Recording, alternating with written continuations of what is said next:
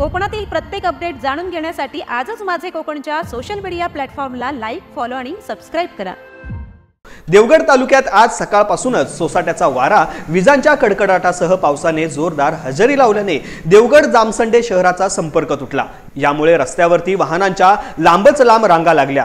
देवगड निपाणी मुख्य रस्त्यावरती petrol pump ते गणेशनगर परिसरात गुडघ्याहून अधिक पाणी रस्त्यावरती साचल्यामुळे दोन्ही बाजूची वाहतूक पूर्णपणे ठप्प झाली। यामुळे वाहन चालकांमधून तसेच आजूबाजूच्या नागरिकांमधून तीव्र नाराजी व्यक्त करण्यात येत आहे।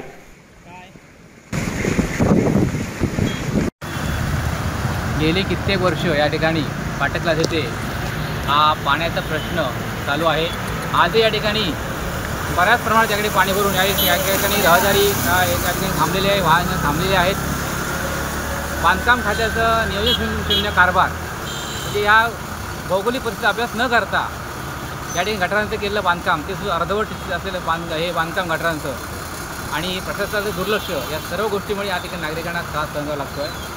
या ठिकाणी 92 लाखाचा या ठिकाणी गटार आज होतो आहे, परंतु त्याच्या पुढचा जो भाग आहे हे पाणी नेमकं कुठनं जाणार आहे याचा कुठला अभ्यास या खात्याने किंवा प्रशासनाने केलेला नाही। त्यामुळे हे गटार करून सुद्धा या ठिकाणी याच प्रमाणात पाणी या ठिकाणी थांबणार आहे।